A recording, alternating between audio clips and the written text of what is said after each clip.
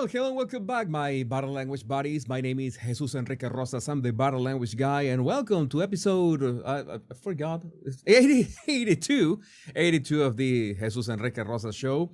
We are live through YouTube, Rumble, and on X as well. Remember that at the end of every show with a number, such as this one, you will be able to listen and download on Spotify, Apple Podcasts, Amazon Music, and iHeartRadio. So no way that you can miss my show. If you want to support my channel, easiest way, it cannot be any easier way than liking and subscribing. Have you liked and subscribed? If you're subscribed, you can share your thoughts in the live chat, and we already know that the live chat is the heart and soul of the Jesus Enrique Rosas show. Any comments that are cool, nice, great, polite, witty, I will keep an eye on you, on your comments, and I will highlight your comments because this is a conversation. This is the idea behind having a live show. This is the idea behind having a live show. So this is of course, a happy Valentine's Day. That's why I was wearing my, that some of you call it pink. I call it magenta. It's pink. It's a strong pink. Yeah, it's one of my favorite colors. I use the navy blue vest and jacket just to highlight it. What else? Remember to download my 100 body language tips in the description of this video, and you will be subscribed to my awesome emails, which emails that I haven't sent in a while. But well, you know how it is. I'm working to make this the best show on not only on political but also social commentary. We have and having fun. Having fun is the number one objective here. This is what we need. Have some fun. So, something that we absolutely need urgently. Let me see, where are we? We think everything is going fine, sound. My X Pro dashboard. If you need to reach out to me, remember that you can message me directly on X. And we're ready to begin. We're ready to begin. So we're ready to begin with some. It's not really a meme. Not really a meme. Yes, this is Trump's mugshot in the White House, and I was looking at this picture, and I didn't get it. Trump's mugshot. What do you mean? This was during Modi's visit, in which you can see, if you get closer and closer and a bit closer and closer and closer. It's like the Virgen de Guadalupe, that you zoom in her eyes and you see the secret stuff. Yeah, and you closer and closer, and there's the mugshot. There's the mugshot. All right, there's the mugshot in here. It's part of this frame and everything with a white and black. This is like the passepartout around. So such a nice touch. That was fun to spot. I really didn't understand at first. Didn't get it at first, but then I got. And some people that haven't gotten it yet are some, let's say some leaders, quote unquote, in this case from Germany, because I wouldn't think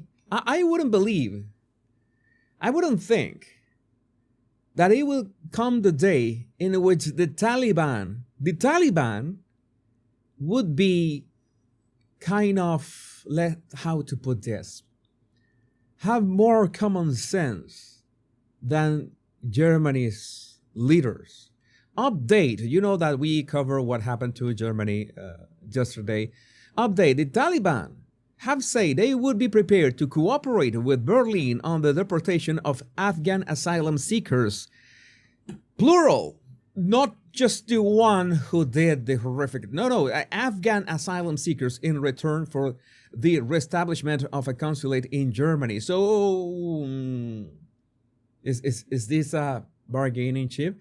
It sounds like it, but it also sounds fair because that way, well, Germany could, let's say, deport them. And this was all too real. This was an imaginary exchange, totally made up. Please don't think that this happened. This is just satire. But sometimes satire is so close to reality, as of late as has been. We are really sorry to see what's happening in Germany. We genuinely feel terrible for you. We will take the Afghans back.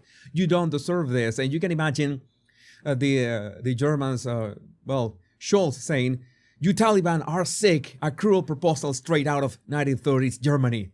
Listen, these people will ruin you.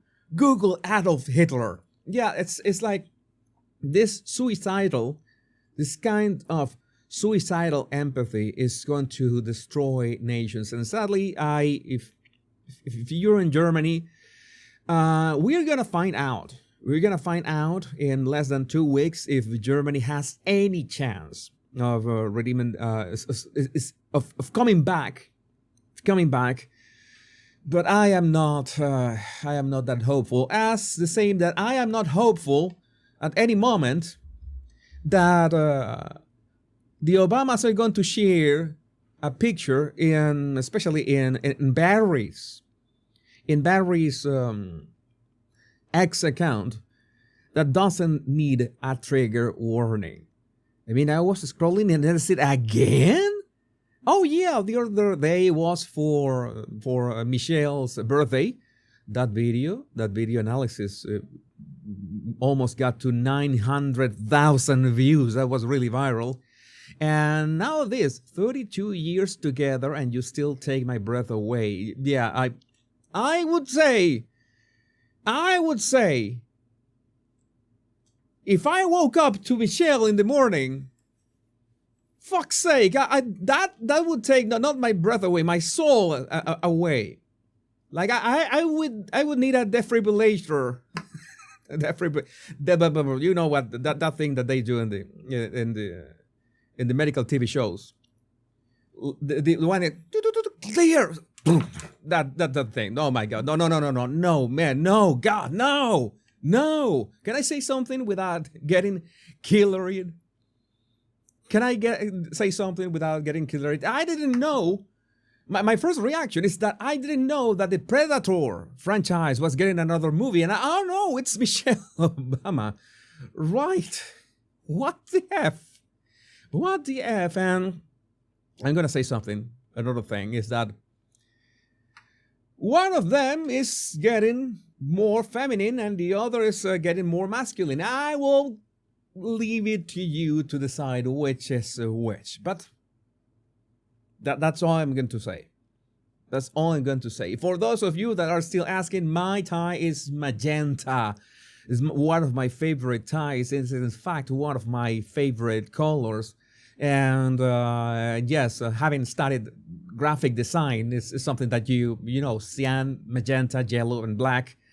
And I remember this is crazy, but I used to have, when I was a kid, a bike that was white and magenta, and I love those colors. And that bike was really rad. Had real accidents with that bike. Nice memories. I still have the scars.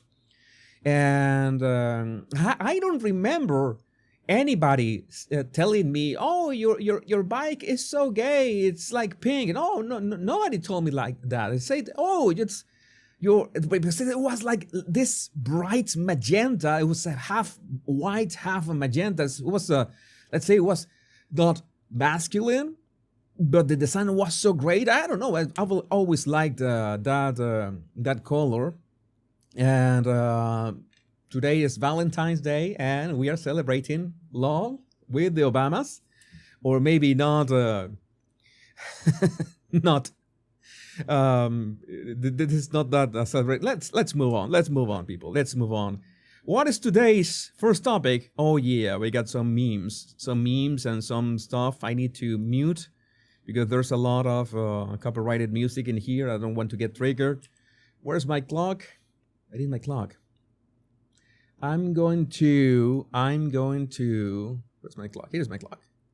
You don't see it, but I'm doing, oh my God, my clock just blew up. I need a close, so I make sure that I don't spend, I sometimes like to ramble, and some of you really like my rambles, but we need some order in this show. We need some order in this show. I was telling somebody that I wanted to make longer shows. So why not? It's 2 hours right now, and maybe I could bring it to 3 hours. Maybe I can train my voice to bring it to 3 hours and be effectively speaking for 3 hours every day, every single day. You know how it is. So you know that when I do things, I go all the way, like I'm exaggerated. How can we bring this to the next level? And I began using ChatGPT to help me find other streamers who are political commentators and also interact with the live chat, because there are not many of them. You see that there are very good commentators like Matt Walsh. You can agree with some things that Matt Walsh says and other things that maybe you might not agree. It's the same with me. But he essentially records his show and then just premieres it like live, but it's not live, and he doesn't interact with the public. I will keep interacting with you. I will keep highlighting your comments, like James Jameson here. Let's get ready to ramble. Yeah.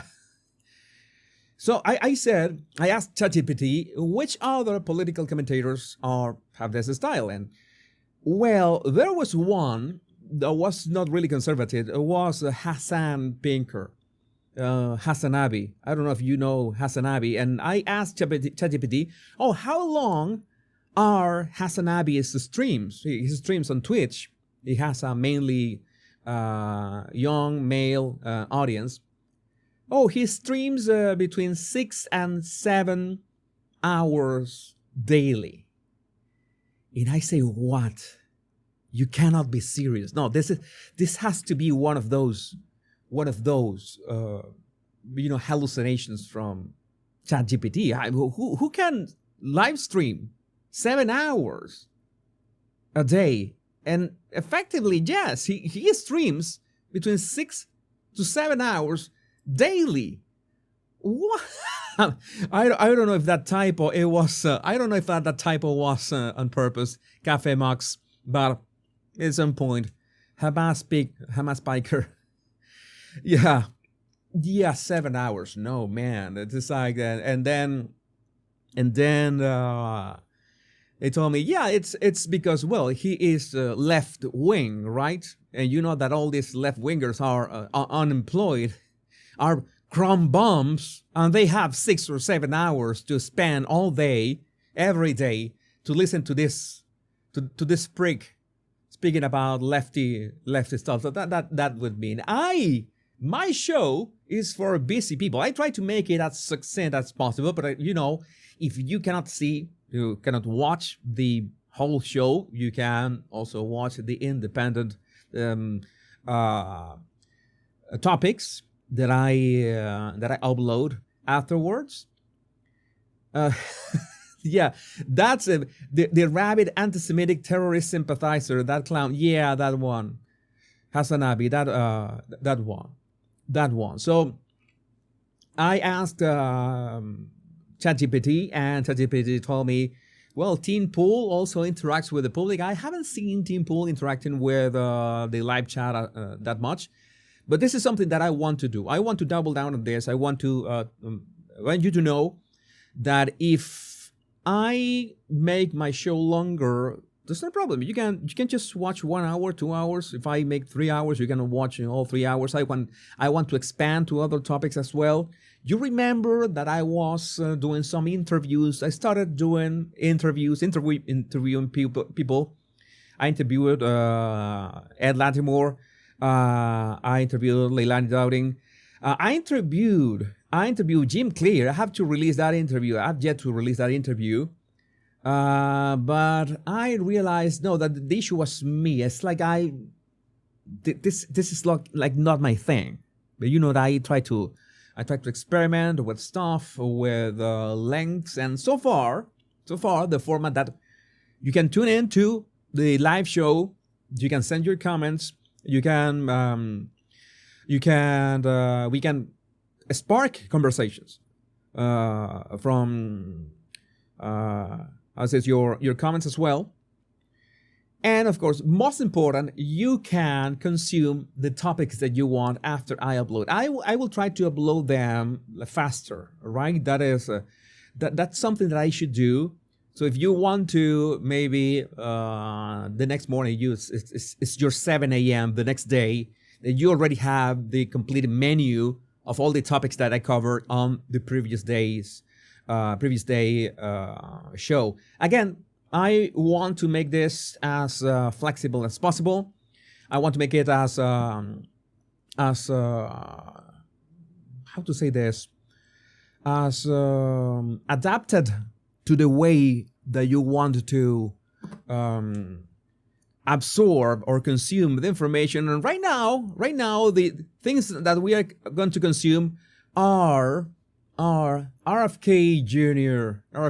memes. We need RFK Jr. memes now that he was confirmed. It was something historic. We got the memes. RFK Jr. has officially been confirmed as Secretary of HHS Gov. And well, this was one of my favorite ones. Oh, he is arriving to the offices. Oh yeah, boys. Here we come. He's coming to do the thing. The next one we needed some sound. This was from Il Donaldo Trumpo, another legendary meme account on X. Il Donaldo Trumpo. We need to make America healthy again, right? All right, let's watch this. Make America great again, right?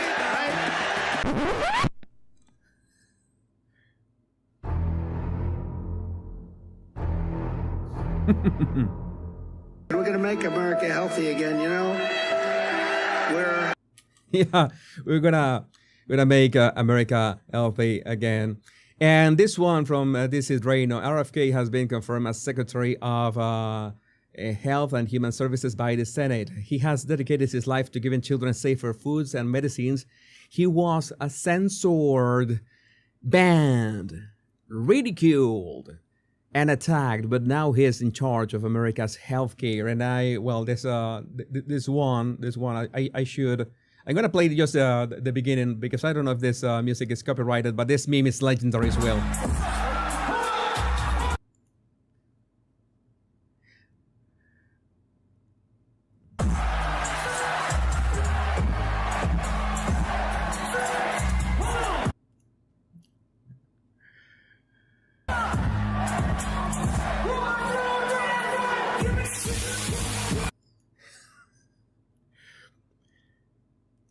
Yeah, legendary meme.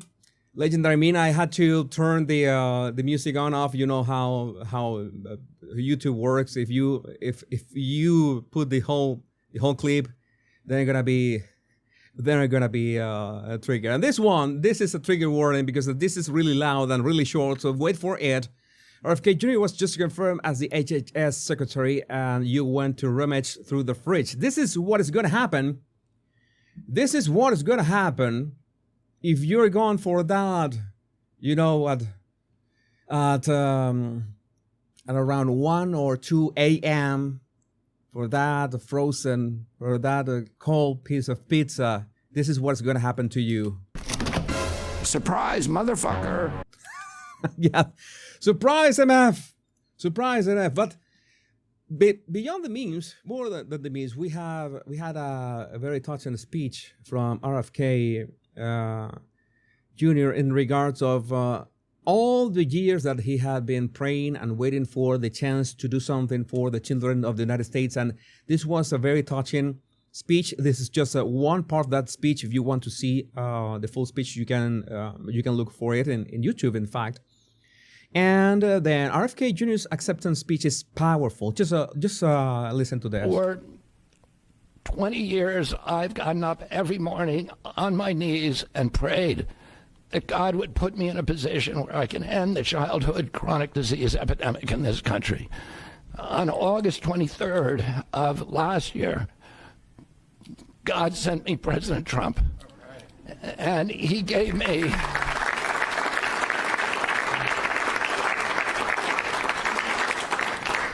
he's now given me, he's kept every promise that he's made to me. He's kept his word in every account and gone way beyond it. I'm so grateful to you, Mr. President. A lot of people told me that I couldn't trust President Trump, that I better get it in writing. And we did a handshake, and everything that he told me he was going to do, he has done.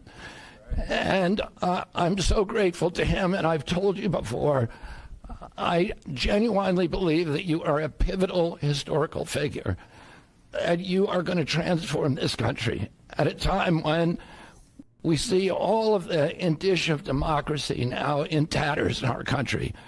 We see the rise of the military-industrial complex, the rise of totalitarianism, these attacks on our Constitution, and this breathtaking epidemic that is disabling our people. President Trump has promised to restore the American dream in this country. A healthy person has 1,000 dreams. A sick person only has one.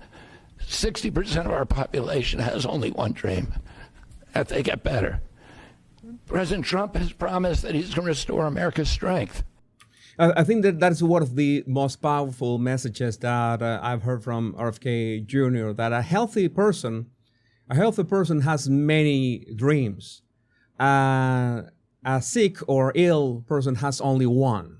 So that is really powerful as well. But we can't be a strong nation if we have a weak citizenry. If people are sick, 60% of our people are sick, 77%, as President Trump mentioned, of our children cannot qualify for military service. And we need a man on a white horse now. We need somebody who is willing to come in and has the spine and the guts and the strength to challenge orthodoxies, to stand in the way of vested interests, and to break institutions that have turned against our democracy. President Trump has shown again and again that he is that hero. And most recently, I greatly appreciate it, and I called you the day that you announced the termination of USAID. My uncle started USAID in 1961 for humanitarian purposes, to put our country on the side of the poor. It has been captured by the military-industrial complex. It has become a sinister propagator of totalitarianism and war across the globe. And very few people understand how sinister this agency really is. And President Trump saw that, and he stood up to it with a masterstroke. And we want to do the same thing with the institutions that are stealing the health of our children. We need a revolutionary figure, and you are that figure, and I'm very grateful for you for giving me this opportunity. Well, one thing that people don't get about what is RFK Jr. standing for when he talks about the health of the children over and over again, it's not only make vaccines as safe as possible, make all the tests that are necessary, make them make sure that there's always going to be risks to everything. Like there's going to be risks to food. I always mention antibiotics. Like okay, that is not. When people say, for example, oh, that is not something natural, you're taking something that is not natural. That is not, yeah, but antibiotics were something crazy at some point of humanity, and they were experimental at some point, and it's undeniable that antibiotics have saved millions of lives by this point. So the idea is to every technology, like antibiotics in their day, is tested so it can be used with the least amount of secondary effects in the least amount of people. There's always going to be secondary effects to everything. To everything. Sadly, there's always going to be a percentage of the population. And the good thing could be that we can spot for every single treatment, including vaccines, what triggers in the physiology of a child or a teenager, what could trigger those secondary effects. So we can make every single treatment, well, as many treatments as possible, with the least possible secondary effects for everybody. That is in the treatment side. Now in the, let's say, poisoning side, is to make sure that people are clear about what they are getting into their bodies. I mean, again, it's going to be a bit slow until all the poison that is in the United States food is phased out of or replaced with healthier stuff. But it's important that people know that if they are getting certain dyes, for example, certain food with certain coloring, it's really not going to be good for them. And now, well, they're already being exposed what is in the water. We're going to be seeing, the tap water, all the hormone disruptors that are being found in tap water that, of course, at some point, everybody said that, oh, that is conspiracy theory. That is just a conspiracy theory. That's not happening. You know that Alex Jones spoke about something like that, like frogs becoming gay, and that. But besides the Alex Jones headlines, maybe we can take a look at what is going on with the United States water, because the metabolic illness and the hormonal imbalance statistically significant in the United States. It's something that needs to be fixed ASAP. And once you fix that, it will be easier. It will be easier to treat people. People will have a less chronic inflammation. I mean, in my opinion, chronic inflammation is let's say people don't pay attention enough to chronic inflammation. That worsens everything. That makes everything worse. Once we get to that, then, well, not only people will be smarter, will have more energy, will have better ideas, and well, with all the money that is being saved by Dodge, maybe they will get to funding to make so many great things again. I'm keeping an eye on your comments. We're gonna have a conversation right now. But I would like to know what you think about this, about RFK Jr.'s words, and especially what do you think is gonna be the future, 1 year, 2 years, and of him, telling Big Food and Big Pharma who is the new sheriff in town. Let me know what you think about this in the comments. So, okay, I don't know if let me see. Okay, so some of you, let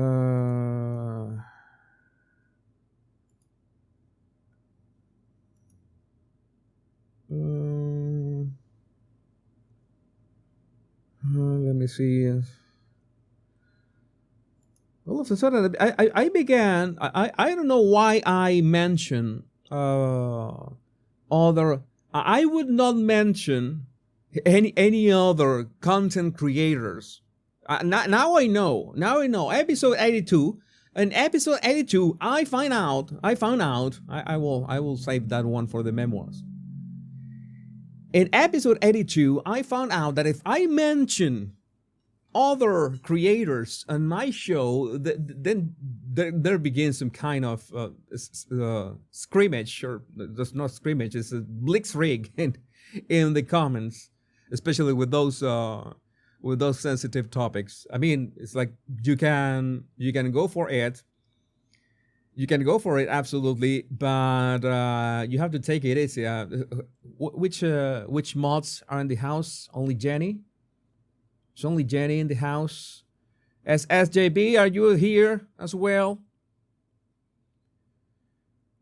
Thank you, Samantha. Yeah, my tie is killing it. CW is in the house as well. Just make sure that you you are free. If anybody is intense, this is something that is going to happen. Okay, this is something that I need to be clear. my show will only grow. There's only a growing from now on. And as my show grows, more people, new people are going to come. That is great. But it's something that we need to be aware of. More, toxic people will raise their head. I want to make these people days miserable. I'm going to tell my mods in front of all my beautiful body language bodies, if you see something, just time out, ban. If you are a mod, Jenny, CW, Samantha, SSJB, Margie, okay. I'm going to wait a second. I'm going to name Peg B as well. Peg B, you have been you have been upgraded to moderator as well. Peg B, welcome to the moderators. You are free to ban people. And if you have been blocked or banned and you think it was unfair, you can send an email to me and I can check if you were unfairly banned. If I see that the grounds for banning were valid, then you will remain banned. So just to make it clear, we are here to have a good time. This is only going to grow and more people coming. But if I want my mods to know, and Veronica's in the house as well. And Veronica also knows what it is to have sometimes a live chat that can get hostile at times. So fire away, fire and forget, ask questions later, maybe not even ask questions. And if any of you feel that you were unfairly banned or unfairly blocked, you just reach out to me and I will study the unblocking in a case-by-case basis, okay? But just so my mods know that you don't need my permission. And the OG J.E. May is in the house as well. J.E. May has a wrench as well, and she's not afraid of using it. So you don't have to ask me questions. You don't have to ask me permissions. You see somebody, remotely in any way causing trouble, you block, ban, you do it. You go for it. You use that power. You don't ask questions. So, having said that, I said, why is everything so blurry? Oh, now I see things. Now I see things. I may have gotten trigger happy before. Go ahead, fire away, CW. Don't mind. Don't mind. Better safe than sorry. Especially because again, right now, it's great. We are how many of us? We are like how many on YouTube? For example, on YouTube right now we are simultaneously close to 800 viewers. And on Rumble, I don't know how many on Rumble there are, but it could be like 1,000. So 1,000 simultaneously, it's something manageable. But if when it gets to 10,000, then it's gonna be way more interesting. Again, I've always thought about that. The chat could get a bit messy when there's more and more people, but let's not get ahead of ourselves. We are in episode 82. We're having a good time. But again, there's sometimes topics that can get heated. So now you know. You see? All right. No, my mods do not get paid, Emily Joe. They are here. They're here because they love the show. And I give them the range of power because I trust them. All right, so let's move on. And when it comes to absolute savagery, I mean, we could say that there are people causing trouble in here, but sometimes there are people causing trouble in the world, and they're not individuals, but governments. Governments. Just in, Vice President J.D. Vance rips European leaders to their faces at the Munich Security Conference. That is an understatement. This speech was savage. This speech was savage. Calls them out for criminalizing free speech. Vance specifically called out the United Kingdom for being the worst of them all. I wish I could say that this was a fluke, a one-off crazy example of a badly written law being enacted against a single person. But no! Free speech, I fear, is in retreat. So I'm going to play 2 clips of this speech so you can understand. How he called both the European Union and the UK. He told them, you are doing it wrong, people. You are doing it wrong. You have to follow America's lead. Here it goes. I look to Brussels, where EU commissars warn citizens that they intend to shut down social media during times of civil unrest the moment they spot what they've judged to be, quote, hateful content. Or to this very country, where police have carried out raids against citizens suspected of posting anti-feminist comments online as part of, quote, combating misogyny on the internet, a day of action. Yeah, we know how that 2-tier justice in which you can commit heinous crimes on the street, but if you have a misplaced Facebook post, then you go to jail. I look to Sweden, where 2 weeks ago the government convicted a Christian activist for participating in Koran burnings that resulted in his friend's murder. And as the judge in his case chillingly noted, Sweden's laws to supposedly protect free expression do not, in fact, grant, and I'm quoting, a free pass to do or say anything without risking offending the group that holds that belief. And perhaps most concerningly, I look to our very dear friends, the United Kingdom. Ooh, this is gonna be good. Where the backslide away from conscience rights has placed the basic liberties of religious Britons in particular in the crosshairs. A little over 2 years ago, the British government charged Adam Smith Connor, a 51-year-old physiotherapist and an Army veteran, with the heinous crime of standing 50 meters from an abortion clinic and silently praying for 3 minutes. I mean, that is insane. If I wrote, I don't know, dystopian book, and I wrote something like that you were prosecuted because you were silently praying for 3 minutes outside an abortion clinic, nobody would believe that. If you put that in a movie, everybody would say that is insane. Nobody's gonna believe that. That is not something that would happen in real life, and it did happen in real life. Not obstructing anyone, not interacting with anyone, just silently praying on his own.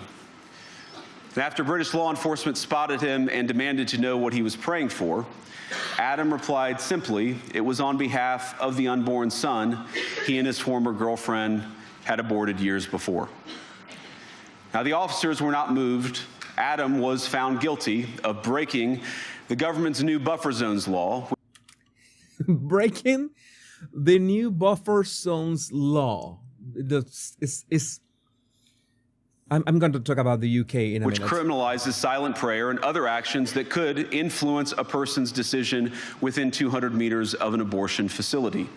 He was sentenced to pay thousands of pounds in legal costs to the prosecution.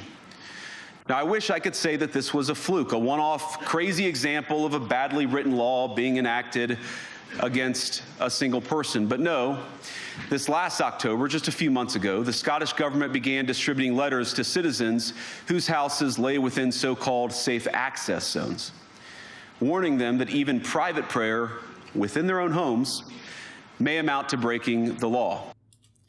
Private praying within your own home can well, lead to break the law. This is beyond 1984. This is way beyond 1984. Again, if this was a movie, nobody would believe this. Nobody would believe this. It's like the UK and Germany are in a race to the bottom.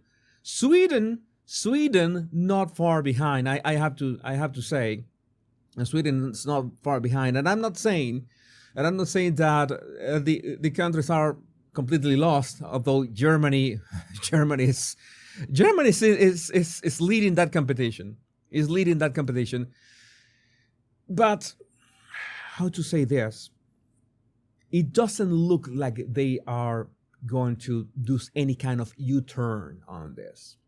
It doesn't look. It looks like they are pleased, or they have some kind of sadistic tendencies. The people that enact these laws and that write these laws and uphold these laws. And how is it possible? How is it possible? Like the other day, it was in Ireland. There was somebody was slashing people randomly in the street, and one lad got a slash on the neck. He got the stitches, and after getting the stitches, he went straight to the pub to drink a pint.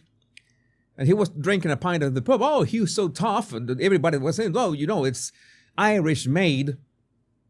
And my question is, wait a second, if the Irish are so tough,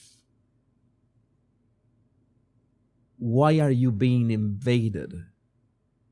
Why are you letting the invasion just go through?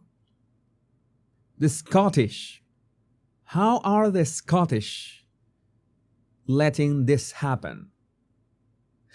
How this is, I think that at some point, somebody is going to prosecute me for asking these questions. I thought at some point I don't know how many friends I have in the UK. I lost count of all the friends I have there, and not to mention that is literally one of the countries that I have more body language buddies, and I'm really afraid of going to the UK. Because all that I've said about the government, because all of I've said in my shows, they know who I am. I'm sure that they know who I am. I tag people on X when I tell the things. What is going to happen? What is going to happen? Sometimes I should reach, and that's one of the reasons. Maybe that's why Lawrence Fox, and Father Calvin Robinson they left the UK, because they just couldn't be there. I don't know how Dan Wootton still manages to be in. Well, Dan is quite smart about it. He tries to avoid speaking on certain topics in a certain way. You have to, even if you are on Rumble, that doesn't matter, because you still have to speak about topics in certain ways so you don't get. It's not even canceled, but jail. Prosecuted. No. That's no.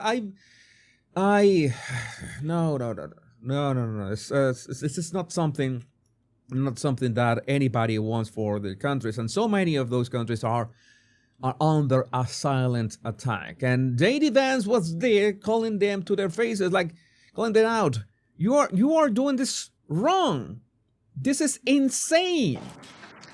Naturally, the government urged readers to report any fellow citizen suspected guilty of thought crime.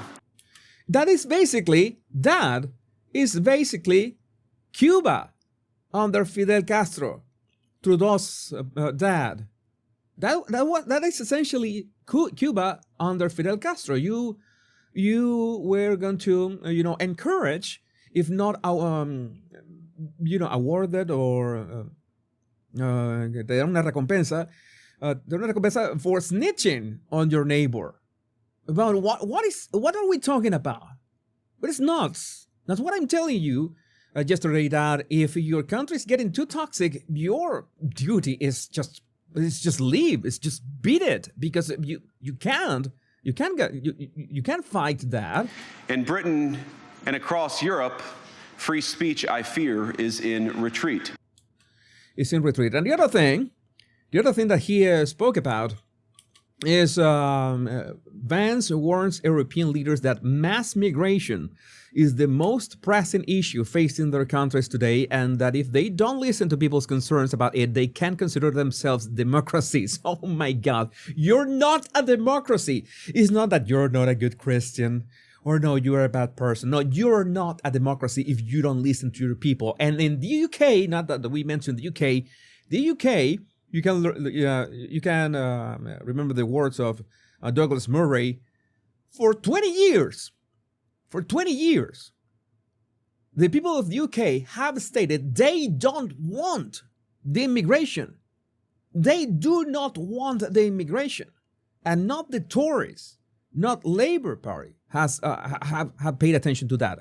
They have stimulated more migration. How is that possible? That is by design. I got my fair share, and not even of prosecution threats, death threats over my video of how governments use illegal immigration to control you. Yeah, death threats. Let's say I was not that used to those, but there comes a time that you begin getting those. You know, that's part of the job. What you talk about, it's like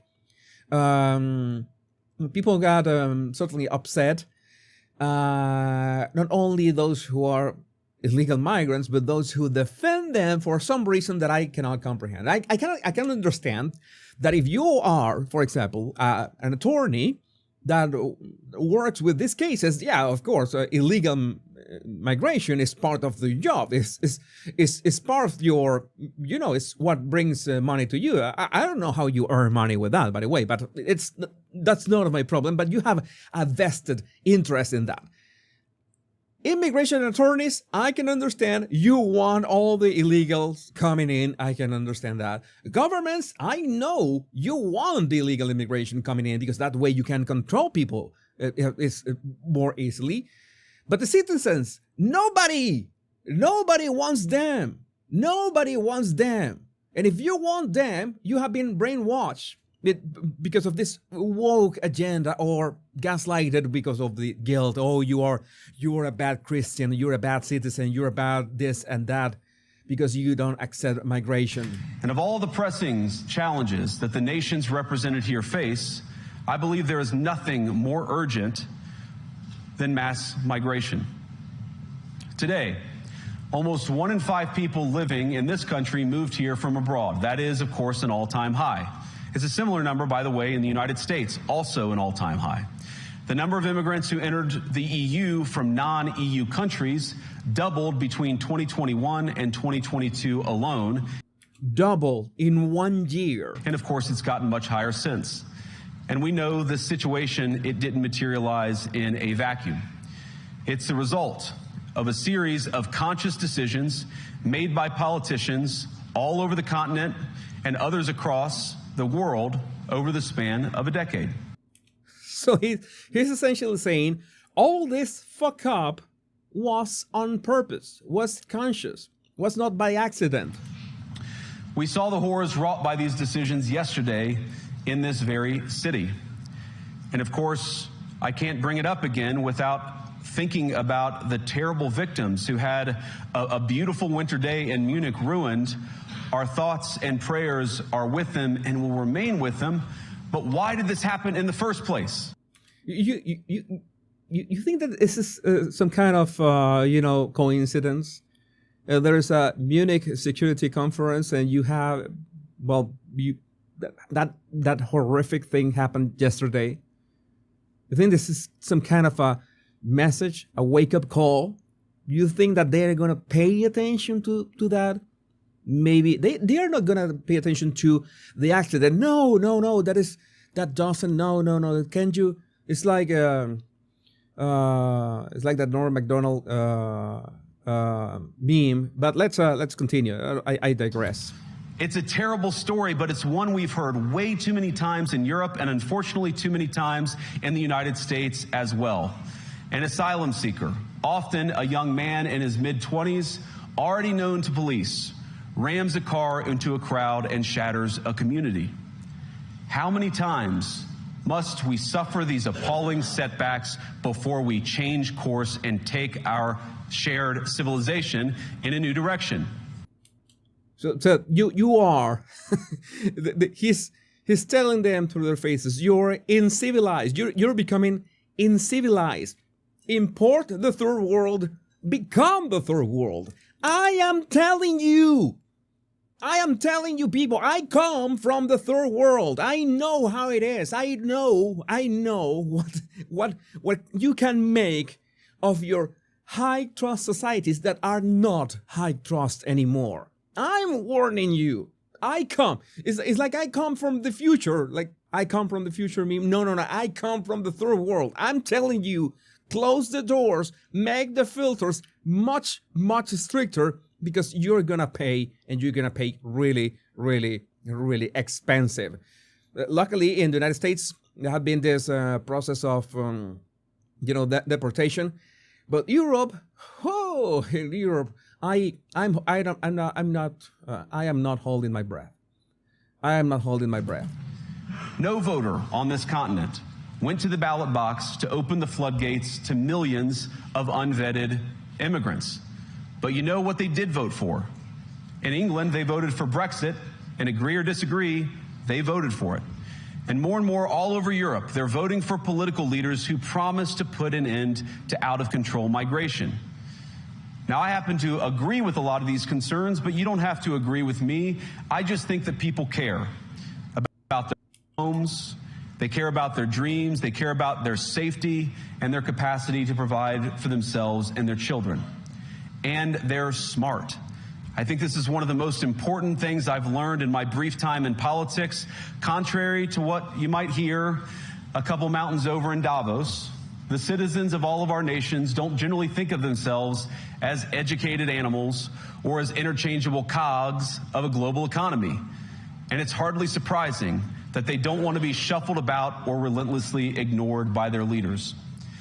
And that happens because the leaders have this kind of it's malice, it's flat out malice. They think they know better. Some of them are, posturing and saying, "Oh yeah, but we need to be, we need to open the gates because we need to be better than anybody else. We can do this." Angela Merkel, this is for you. Thank you, Angela. And it is the business of democracy to adjudicate these big questions at the ballot box. I believe that dismissing people, dismissing their concerns, or worse yet, shutting down media, shutting down elections, or shutting people out of the political process protects nothing. In fact, it is the most surefire way to destroy democracy. And speaking up and expressing opinions isn't election interference. Even when people express views outside your own country, and even when those people are very influential. And trust me, I say this with all humor, if American democracy can survive 10 years of Greta Thunberg scolding, you guys can survive a few months of Elon Musk. But what no democracy, American, German, or European, will survive is telling millions of voters that their thoughts and concerns, their aspirations, their pleas for relief are invalid or unworthy of even being considered. The problem is that is going to continue. Democracy rests on the sacred principle that the voice of the people matters. There's no room for firewalls. You either uphold the principle or you don't. So he's telling you are just a bunch of losers. You're gonna lose your countries. You're gonna lose your culture. You're gonna lose your traditions. You're gonna lose your people. You're gonna lose everything for some kind of suicidal empathy, mass suicidal empathy. For what? Why are you doing this? Why are you doing this to yourself? Europeans, the people, have a voice. European leaders have a choice. And my strong belief is that we do not need to be afraid of the future. You can embrace what your people tell you, even when it's surprising, even when you don't agree. And if you do so, you can face the future with certainty and with confidence, knowing that the nation stands behind each of you. And that, to me, is the great magic of democracy. It's not in these stone buildings or beautiful hotels. It's not even in the great institutions that we have built together as a shared society. To believe in democracy is to understand that each of our citizens has wisdom and has a voice. And if we refuse to listen to that voice, even our most successful fights will secure very little. As Pope John Paul II, in my view, one of the most extraordinary champions of democracy on this continent or any other, once said, "Do not be afraid." We shouldn't be afraid of our people, even when they express views that disagree with their leadership. Thank you all. Good luck to all of you. God bless you. One thing is for certain. This speech was not really meant for the people who were in the room at that moment with J.D. Vance. Because this speech is going to have the exact opposite reaction of what his speech is intended for. He's calling out for some sanity and listen to the people of your countries. This is going to have the exact opposite result of what is intended.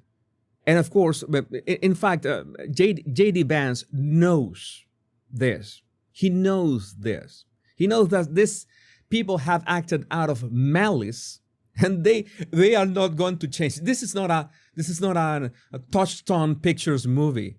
This is not a Disney movie from the 80s. No, that, oh, I'm so touched by your speech that I'm going to change my ways. No, it's going to be the exact opposite. They're going to be, angry. They're going to be upset. How come this American comes here, tells us what our people want? How arrogant.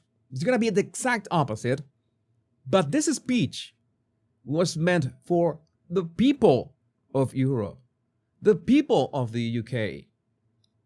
The speech looks like, sounds like, it's written like it is addressing the people in the room. But it is not going to change the people in the room's point of views or opinions or actions or behaviors. If any, is going to make them worse. But this is going for the people, the citizens of these countries, to realize that they have to be heard. That they have to be heard. And it's the duty for any elected politician or public servant, every elected public servant, to listen to the people, to what the people want, because that's why they are public servants. They're not tyrants, and that's what they have been, legal tyrants, imposing. There's not only the free speech, the killing of free speech, and the killing of being able to believe in what you want to believe, but also this invasion that has been pushed in almost every single country in Europe and in the UK. So the speech is longer, but I think it was savage. It was telling to their faces, you are destroying democracy. You are not democracies if you insist in ignoring your citizens.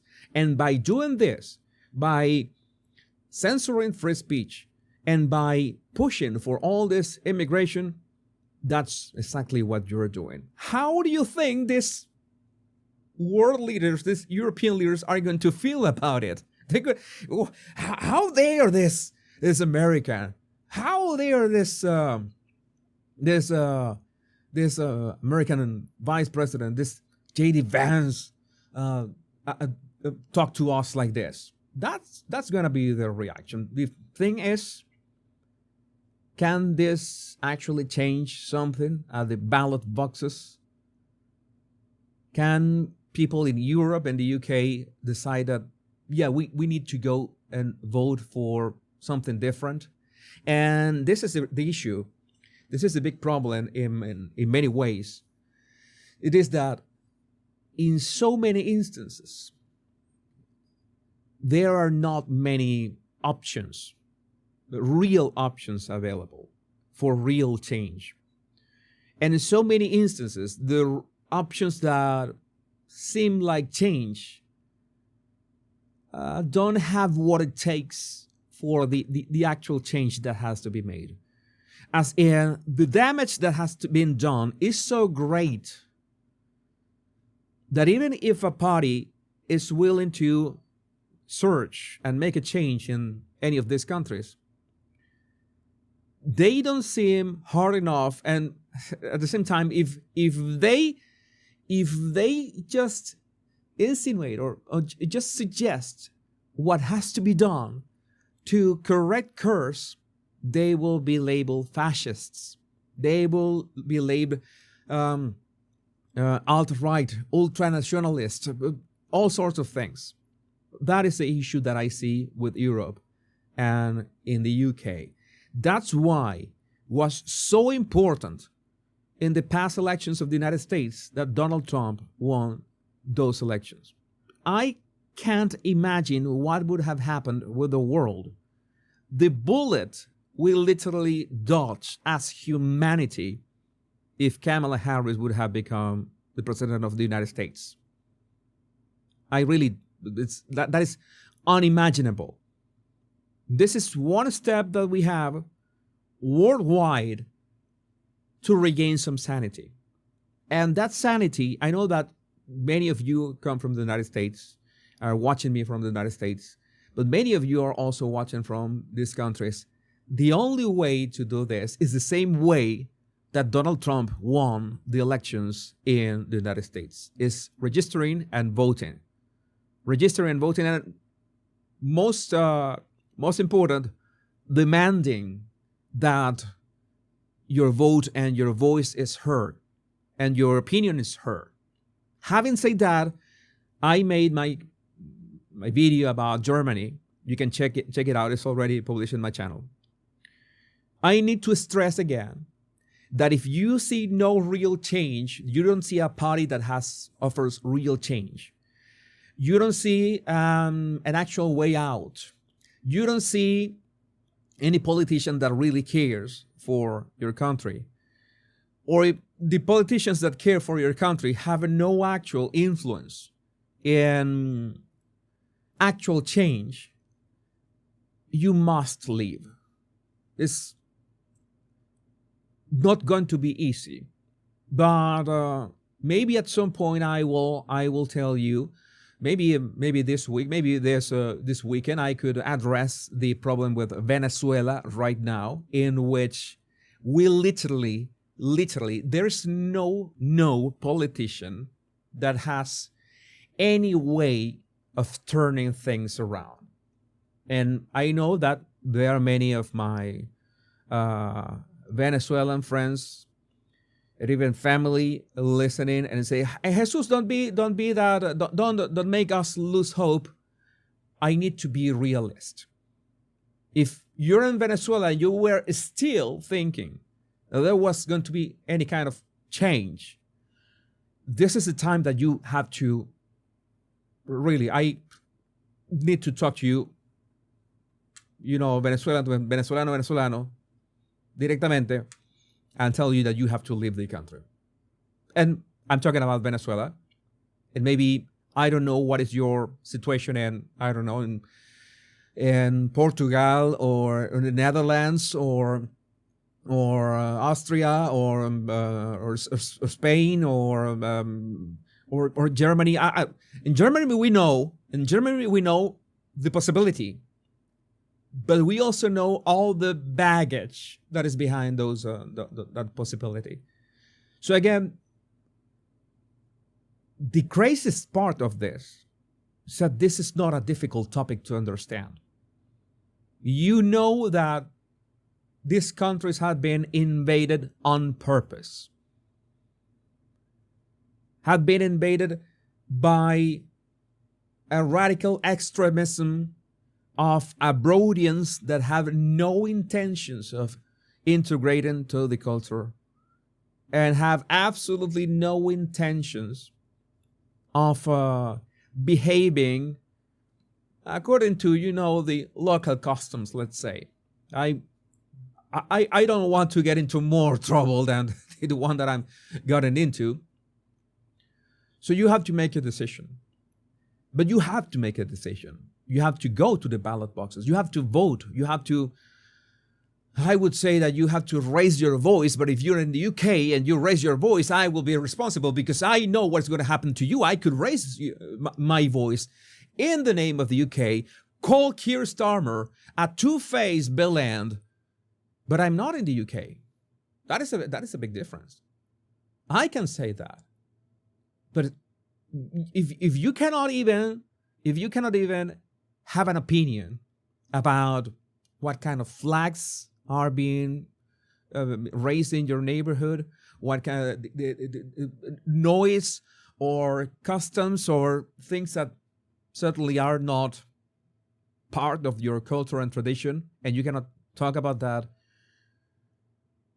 you need to do something. You absolutely need to do something for you and your family. And I would like to know what you think about this in the comments. Now, it's sort of an apology. You know that my topics usually last of 15 minutes at most. This is not something that I can speak for just 15 minutes. Because we are talking about the quality of life of people's quality of life. And I can tell you, I could speak about Venezuela. Maybe I could do a live stream. This live stream is gonna be about Venezuela. If you want to listen, fair enough. Maybe 1 hour talking about the case. What is going on? Where do we come from and where are we going? At this point, nowhere, by the way, nowhere. But then that's why I saw what could have happened in the United States, bullet dodged, and what is happening in all these countries in Europe. And it's simply unacceptable. And I see so many people, what am I going to do? What am I going to do? I don't know. That is up to you. All that I can do is to tell you, is to try to open your eyes. And I've always, when I was, I have been in trouble more than once in my life. And the last time I was in trouble, I learned one of the most important lessons that one can learn. And that lesson was,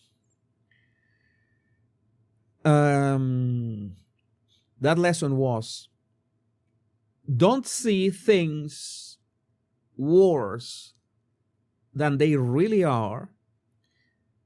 And at the same time, don't see things better than they really are. You have to see things as they are. This is a two-edged sword. Double-edged sword. This is a double-edged sword, in the sense that our mind is wonderful. We can have amazing ideas. We can have amazing projects, amazing everything. But we can also fool ourselves. I talked about that yesterday. I mean, you say, you're going to start the same ramble. I'm not going to start the same ramble. I already made that ramble yesterday. I'm not going to repeat that today. But you need to see things for what they really are. You have to be realistic. Are you going to stay in the country? You're going to really stay in the country? And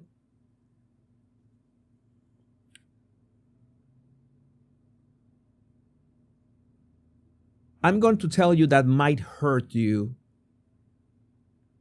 and most probably will hurt you. I haven't heard one single instance of the words, I'm going to stay in my country because I will fight for my country,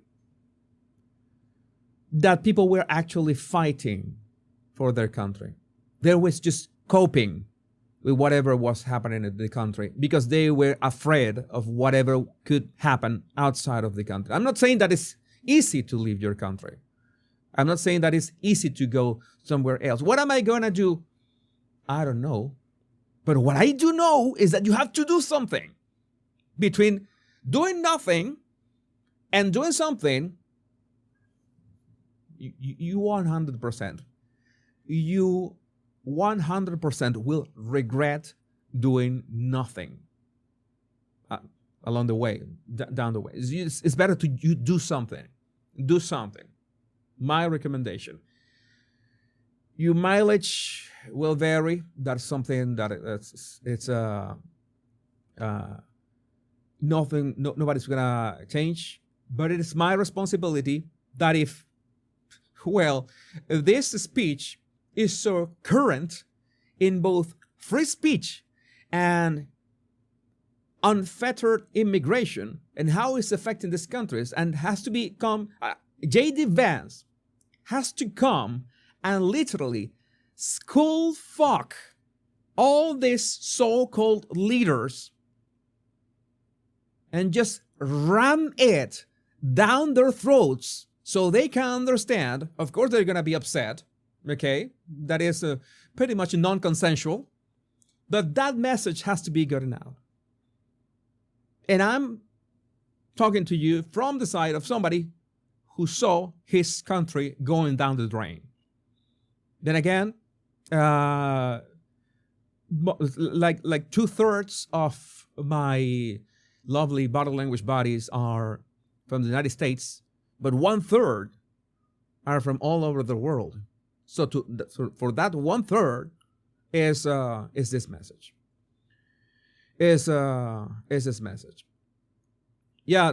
So it's like Veronica says, sometimes one has more opportunities to actually support your country while you're outside of it. You have more opportunities to fight for your country while you're outside of it. I don't make the rules. It's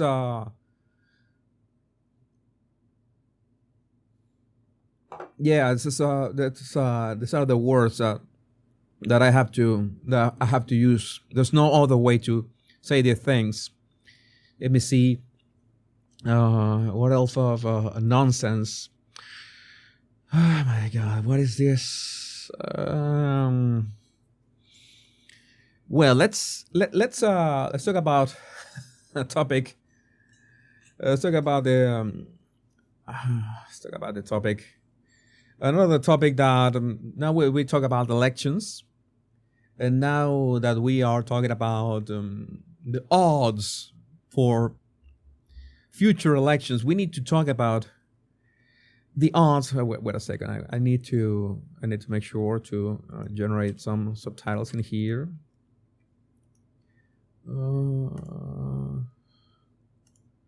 Forgot to generate some subtitles. Thank you, Kevin. And there's also in here.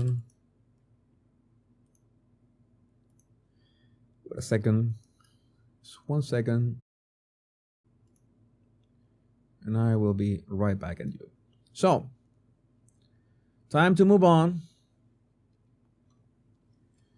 And well, these are the top 5 candidates for the 2028 primary based on recent polls. Yeah, it's just this is not a drill. This is not a drill. Kamala Harris is one of the top 5 candidates. I don't know if she's the top 5 candidate. I don't know if it is, depends on the poll. You go, girl. You go for it. She's also the number 1 for California governor. I don't know how that's going to go. Kamala Harris, AOC. Yeah, that AOC. That's why I tell you that I'm happy every time AOC opens her mouth, because what comes out of her mouth is, well, mean material, music to my ears. I get thousands of views. More people leave the Democratic Party. So yeah, every time I encourage you, I would encourage her to make more videos and more Instagram posts and say more insane things. We're going to be talking about AOC in a minute, by the way. And also Tim Walz, which, Democrats were surprised that men in the United States were not identified with him. Why? If the guy is so, the new masculinity, how is it possible? That just doesn't make sense. Why? If J.D. Vance was so weird, and this and all the jumping, how could men in the United States not like when every time Tim Walz was on stage and it was like I was going to say something that inappropriate. I was going to say something inappropriate, and I said school F. And I was going to say something even worse right now. No, I'm not gonna say that. I'm not gonna say that. But Tim Walz, man, only this Triforce of Doom, Tampon Team, sassy Tampon Team. Yeah, I have to highlight this.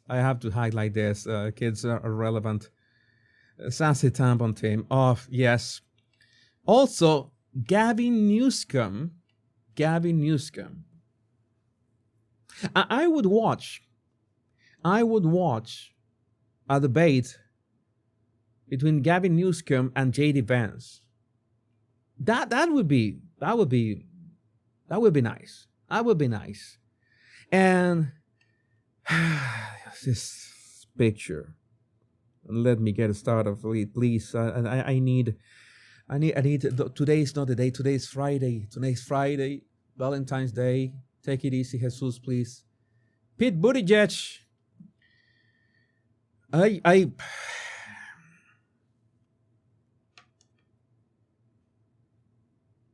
You know what? It's the picture, right? It's the picture. It's the picture that makes me act like this. I am not going to talk about the picture itself. I'm going to talk about the picture and what it implies, but not today. Today is Friday. Today we have to take things easy. There comes the weekend. Not gonna touch the topic. I've been intense enough today, but I will touch it at some point. And I will say things.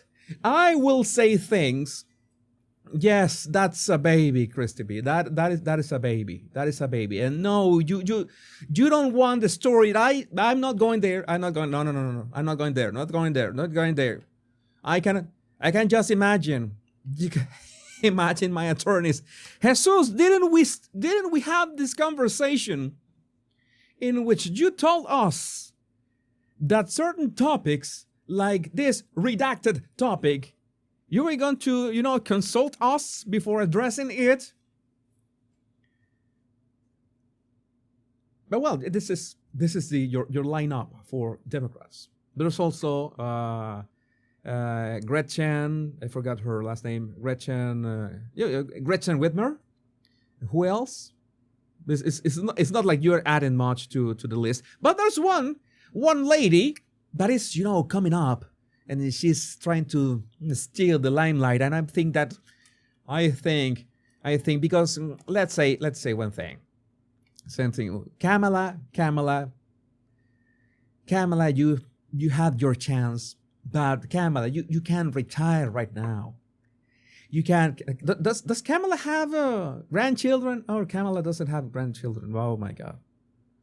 Oh my God. She doesn't have grandchildren. Maybe she can adopt the grandchildren. No, bad idea. No, sorry.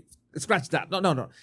Kamala, no, you're that ship already sailed, Kamala. No.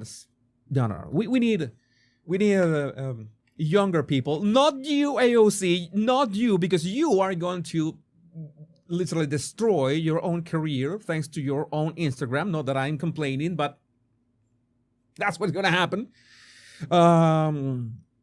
But is this lady in here that what? Who is she?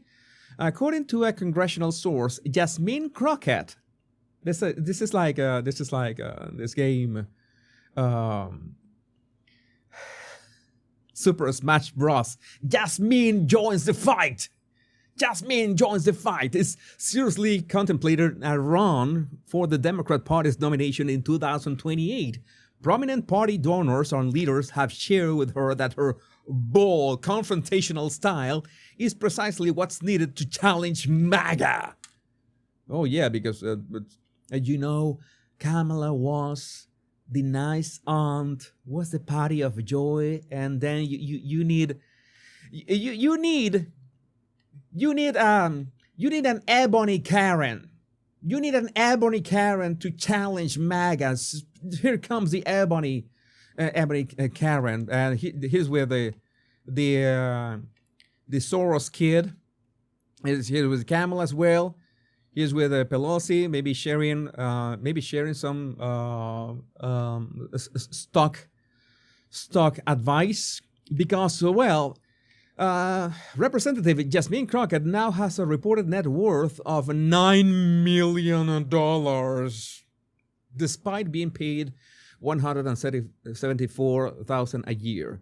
She owns a $2 million townhouse in Dallas, a $1.5 million loft in Austin, Texas, a $1.5 million lakefront cabin in Galveston, Texas, and Crockett's net worth grew substantially last year during the 2024 election, where she became an overnight star for the DNC. You know, Ebony Karen.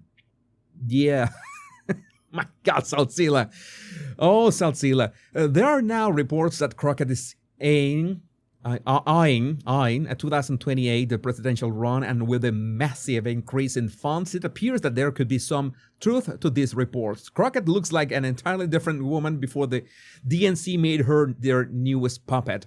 We will be exposing everything about this fraud and play to the black community. This is from Dom Lucre, and Dom shared this clip in which she absolutely doesn't look like her, but let's play it. Just a word of warning, I haven't watched this video. I don't know what's in it. I'm going to react to this live with you. Here we go. Let's see what happens. Hey, it's Attorney Jasmine Crockett, your candidate for State Rep in House District 100. And I've got a really important message. Right? Really important message. And it's not just that Election Day is going to be July 14th, where I'm going to be on your ballot and I should be your choice for State Rep in House District 100, but also that the last day to register is... Why are you like shrinking? Like, let me fit you in the frame, lady. If you've not registered just yet, it's going to be June 15th, and that is Monday. So please make sure you get your voter registration in. Okay, nice. Well, yeah, I hope that people make you famous. I hope that people make you famous, Jasmine, because I'm pretty sure there's gonna be a Can you imagine that DEI primary? Because they absolutely are going to go with a DEI primary, don't they? You know that they are going to go with a DEI primary. They're going to go full DEI. Is that Gavin Newsom doesn't stand a chance? Oh, brother. Oh, white man. Oh. No.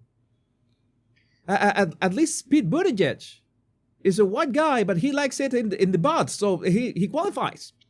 And Tim Walz, well, he can come out as bi, and that will fit the bill. But if as long as Gavin Newsom doesn't have a, he becomes a, he gets some kind of furry kink or something like that on his spare time. I don't think that he's got any possibility. He needs something. He needs something like dark, really dark. Well, if he gets into the furry kink, then he will get all of Reddit's votes.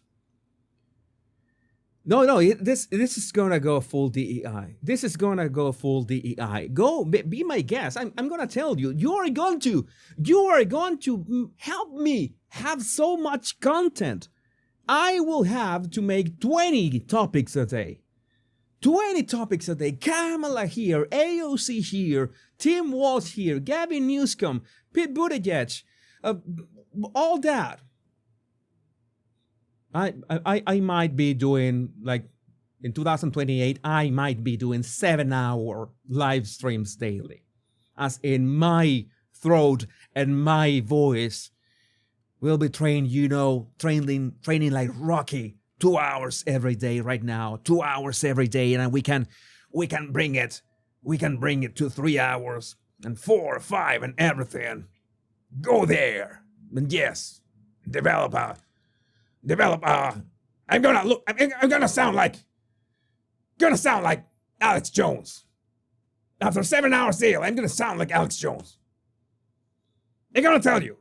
You're gonna say something in the water. Something in the water. Making frogs gay. Making frogs gay. Yeah, I'm after that. I'm after 7 hours a day. I'm gonna be sounding like Tony Robbins or Alex Jones. One of the two. Without no cigarettes or whiskey necessary. None of that necessary. 24/7. Yeah, it's gonna go full. I'm gonna tell you. That's by the time I'm invited to Joe Rogan, I already have my coarse voice. I will have a full Batman voice, and I will speak like this, and people will say, "This guy knows what he's talking about.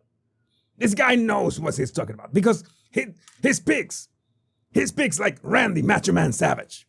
And whoever speaks like Randy Macho Man Savage has got my vote. This guy knows what he's talking about. This guy absolutely 100% knows.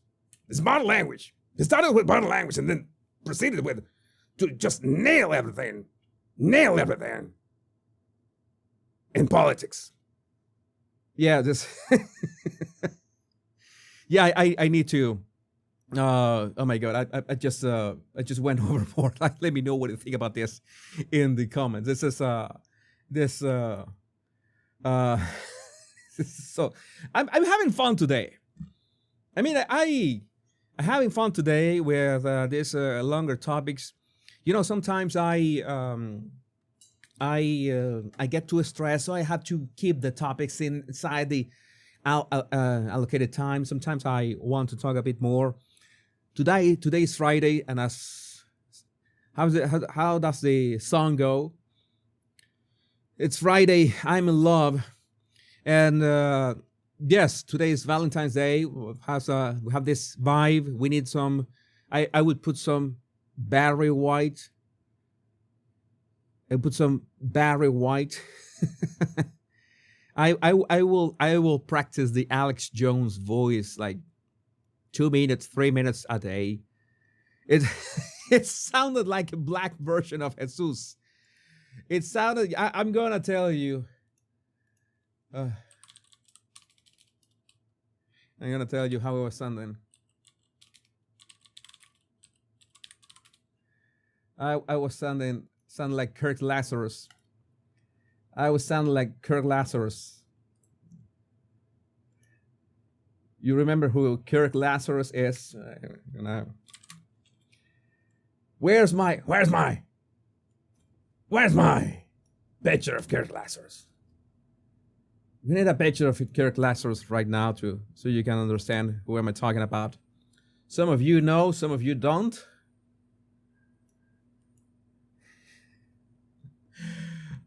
Kirk Lazarus. Oh my God, it's so sad. This is what I. This is what I. But it's so sad. Some of you hate Ben Stiller so much, and Robert Downey Jr. also went full retard. And you say these people made so many great movies, and they made so much great stuff, and they had to go down the drain of woke.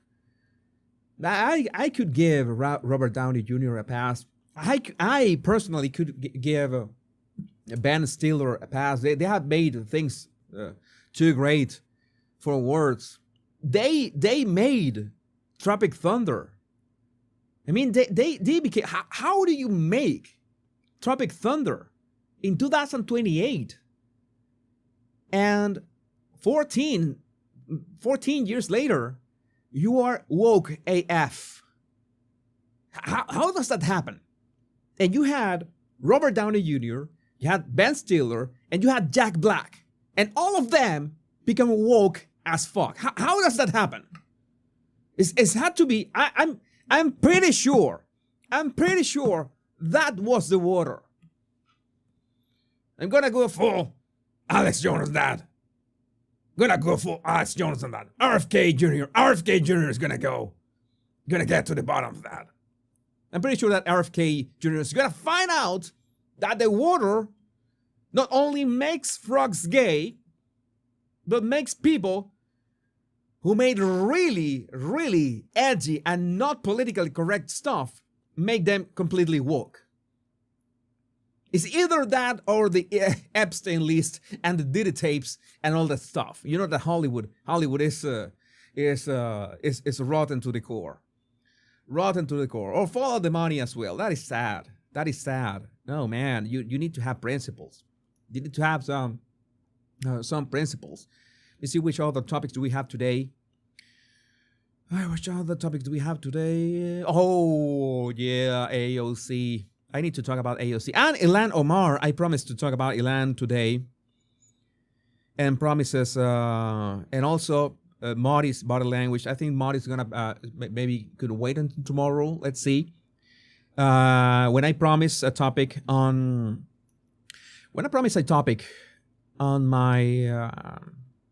my headlines, I don't want to let people down. I don't want to tell people, hey, you came here to watch this, and no, that is not happening. But I'm going to talk about another contender of the Democrat insanity. This is gonna be a bit odd. But Ilhan Omar is some of you already know this a long time ago. Some of you already knew this a long time ago. I thought that these were just rumors. Many people discarded this as just rumors, and now the investigations, as this went quite public. This is gonna be a real scandal. This is gonna be a real scandal, and well, at least gonna be one less Somali Karen to deal with. What happens here? Ilhan Omar accused of marriage fraud. Married her brother for papers. She married her brother so her brother could become a citizen of the United States. What? In the name of all that is sacred. I mean, what? She said she needed to get papers for her brother. Somali community leader Abdi Hakim Osman claims Ilhan Omar admitted to marrying her brother Ahmed Elmi to secure his U.S. residency. Osman said she needed to get papers for her brother. We thought she meant residency, not marriage. Omar's 2009 wedding to Elmi was reportedly kept secret, with no Somali community members invited. Now, questions about immigration fraud loom as the FBI reportedly investigates. Source: the Daily Mail. You know that the Daily Mail, you have to take the Daily Mail with a grain of salt. But even so, I think this doesn't have captions. It doesn't have. I thought this had captions. Wait a second. I was almost sure that this has a caption. Well, I'm going to make sure that I generate them. This was supposedly a rumor. Many people had discarded that. Let me just generate the captions real quick. Many people had discarded this as, this is just a rumor. You know, these people can't be that crazy, right? These people can't be that crazy. It so happens that yes, they. It so happens that we have seen AOC, which she's like a spiritual sister to Ilhan Omar. I remember the first time I saw her, I thought that they were the same person. I thought that Ilhan Omar was AOC with her head wrapped or with a turban or something. And now this. Let's watch this. Brotherly love. This was reported by Tucker Carlson back in the day, and maybe people thought that this was something bananas. It is bananas. It is bananas. So it's been known for quite a while that Ilhan Omar apparently married her own brother to help him gain entry illegally into the country. That's a violation of immigration law. That actually happened, it turns out. And now we're learning the FBI had evidence to confirm it, but didn't do anything about it. Miranda Devine is an actual journalist. She works at the New York Post, where she writes a column. She joins us tonight to explain what exactly happened. Miranda, thanks so much for coming on.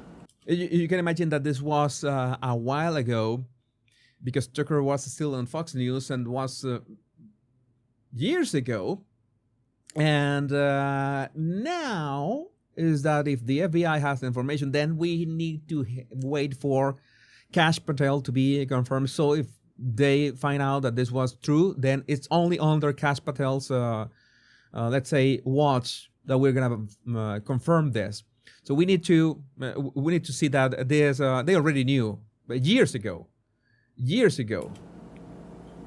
Pleasure, Tucker. Well, some basically Republican operatives up in Minnesota decided to spend hundreds of thousands of.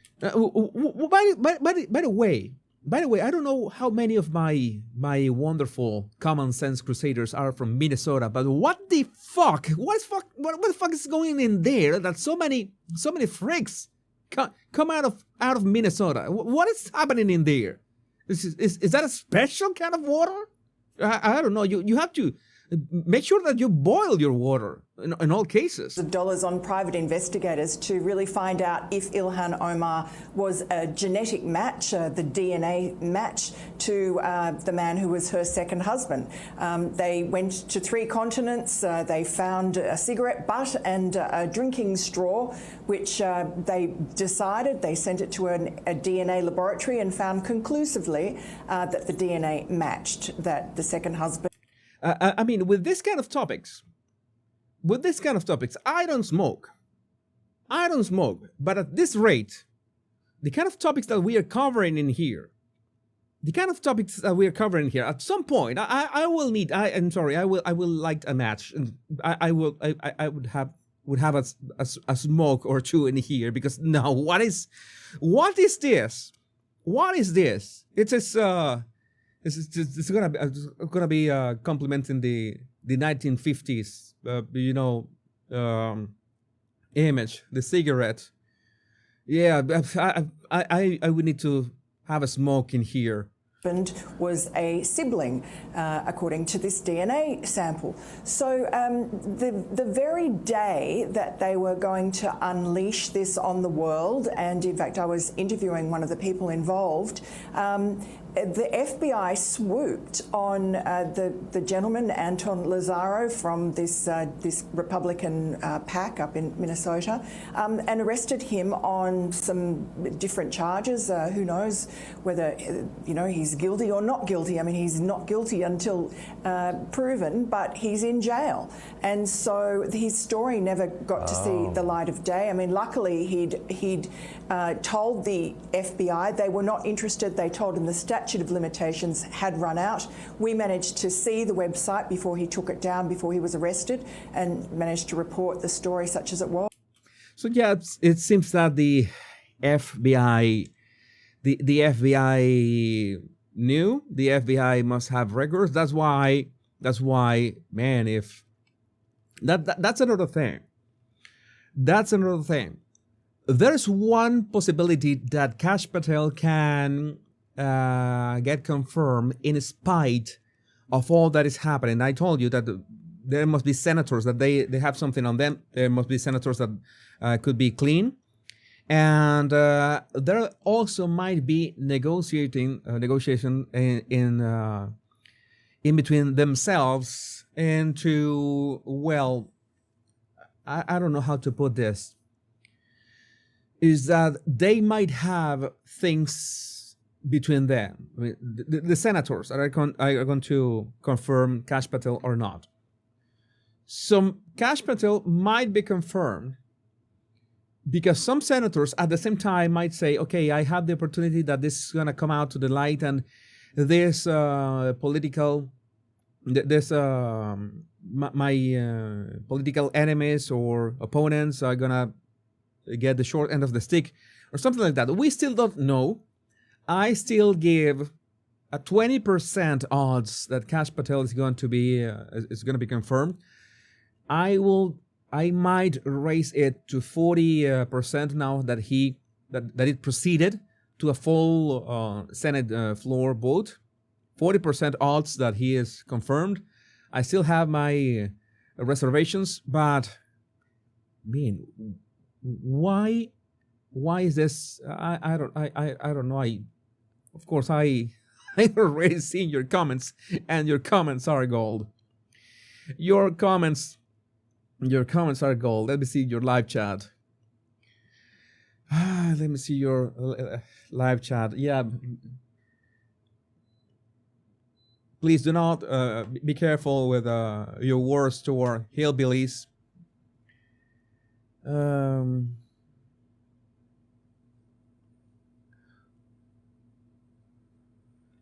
Okay, let me see. The other topic we needed to talk about. AOC. Where's OC? Where's AOC? I lost AOC. Sometimes losing AOC can be good. It doesn't have captions as well. It's missing captions. Yeah, sometimes when I prepare the show so too fast, I forget to assign the captions to everything. I'm gonna fix it right now, really quick.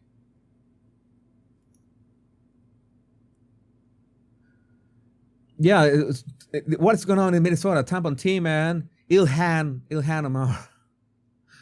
Okay, so what is going on with AOC right now? What is going on with AOC? Let me see AOC. AOC wants to go to jail. Oh no, I don't want AOC to go to jail, because if AOC goes to jail, I'm afraid I have a conflict of interest here. I have a huge conflict of interest here. Because I don't want AOC to go to jail, because if AOC goes to jail, she will not have access to her Instagram. And if she doesn't have access to her Instagram, I will have to go back to make videos of Meghan Markle. And nobody wants that. Nobody wants that. AOC, you became my new Meghan Markle. If you get into trouble, I will have to watch Meghan Markle's cooking show. I will watch that show either way, but just bear with me with this. AOC tells illegal immigrants how to evade ICE in new guide. A guide. The girl posted a tutorial. It's almost that she's got a tutorial for that. AOC is under fire for sharing a Know Your Rights guide advising illegal immigrants on how to avoid ICE arrests. The guide posted on X instructs migrants not to open their doors unless agents have a judge-signed warrant and to remain silent if questioned.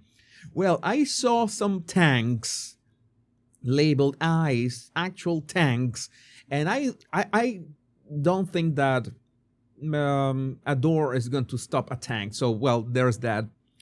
During a webinar hosted by her office, activists claim ICE uses ruses and intimidation to conduct raids. AOC defended the move, saying, "Believe it or not, in America, everyone has rights." Source the New York Post. And, well, this is the guide. It's very simple. In fact, it's so simple that this is step 1. Do not open your door. ICE cannot enter your home without a warrant signed by a judge. Tell the agents to show you the warrant by sliding it under the door. I don't think this is going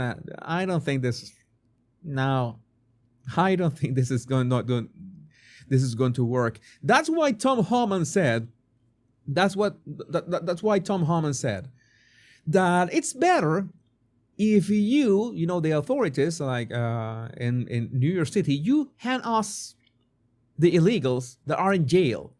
Because if those illegals, you release them and they go to their apartments, we're going to follow them, and then we're going to, well, let's say, deport every illegal that is around them. So that is also a nice tactic in which you can imagine if your cousin is an illegal and you're an illegal as well, and your cousin went to jail and is released, and your cousin comes to visit, you're not going to open the door to your cousin, because if ICE is looking for your cousin, they're going to look for you as well.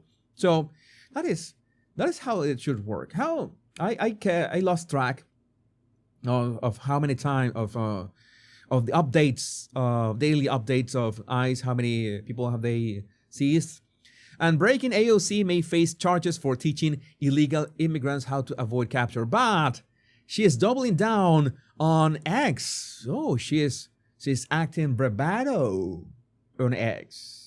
She's acting bravado. Maybe she's going to be in trouble now. She's AOC herself, her account in X. Maybe she's going to be in trouble now. Maybe she can learn to read. The Constitution will be a good place to start.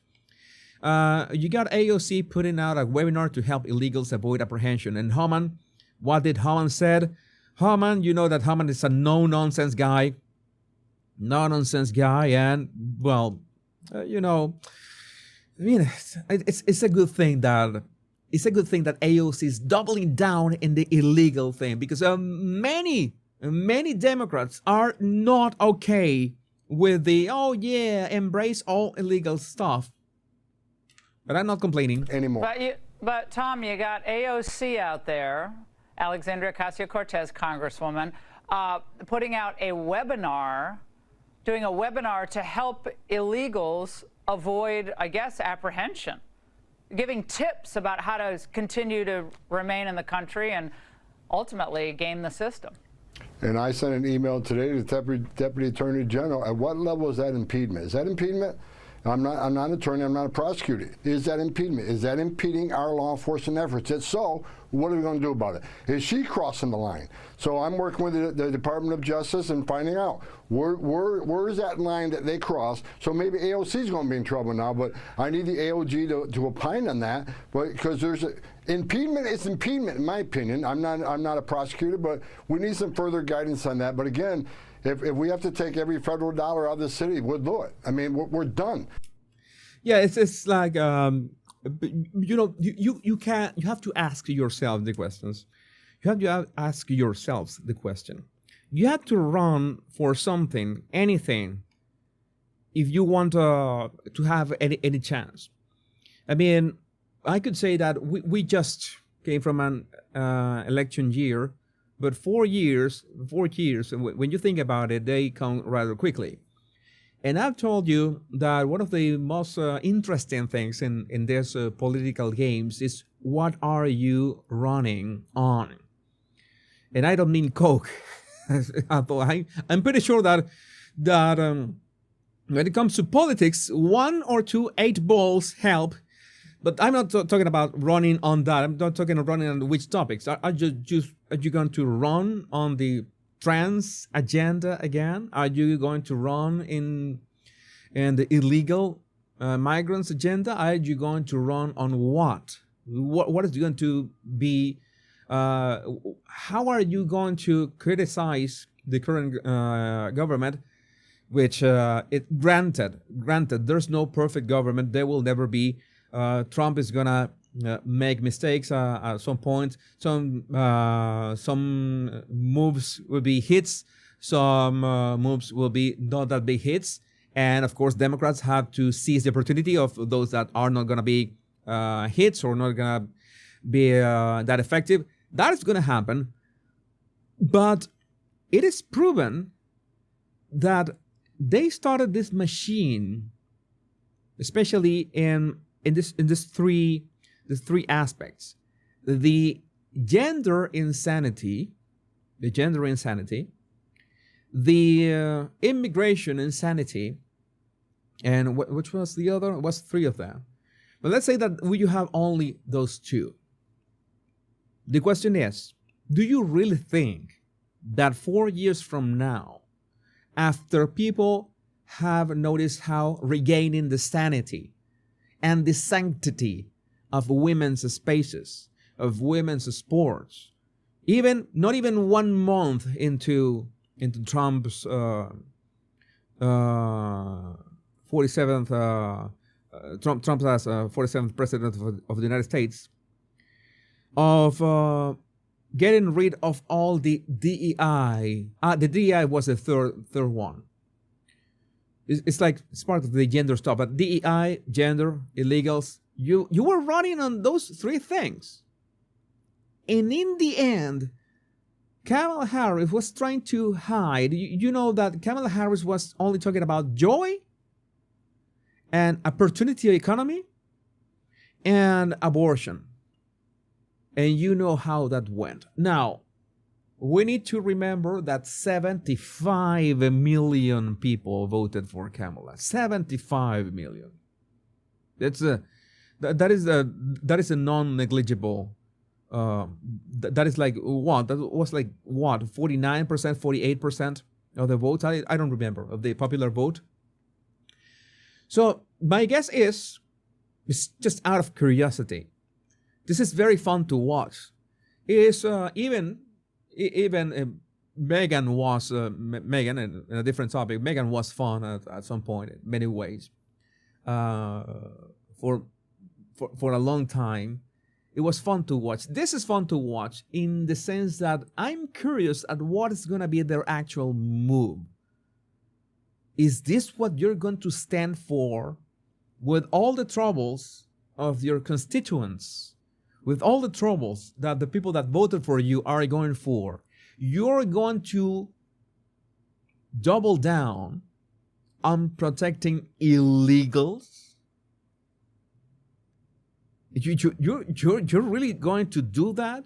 You don't have any other prospect? Again, go ahead. Go ahead. You're going to regret that. But again, I'm pretty sure that AOC doesn't watch my show. So, and if they watch my show, it's going to be the same effect that J.D. Vance's speech had on Europeans and UK's leaders. They're going to be upset and going to double down on whatever they want to do. It's going to be better for everybody else. Because the more deranged and the more crazy you appear, the more insane you present yourself. And if we already know that these are the how to put this, if these are the options, like right now the Democrats would have for 2028, and we know that having a emergent, out of the blue candidate, unknown candidate, must be a fabrication, because I'm going to tell you, the most logical move would be go with Kamala. The most logical move would be go with Kamala, because of those 75 million people, many of those millions of people, tens of millions of people were disappointed that Kamala didn't win. They really wanted Kamala to win. So that is not giving Kamala a chance again is going to be disastrous. Again, I thought about that. I've given that much thought, because you know that is part of the psychological warfare that one has to As in when they say, oh yeah, we're going to vote for AOC, and why aren't you going to vote for Kamala? She got 75 million votes last time. Why aren't you going to vote for Kamala this time?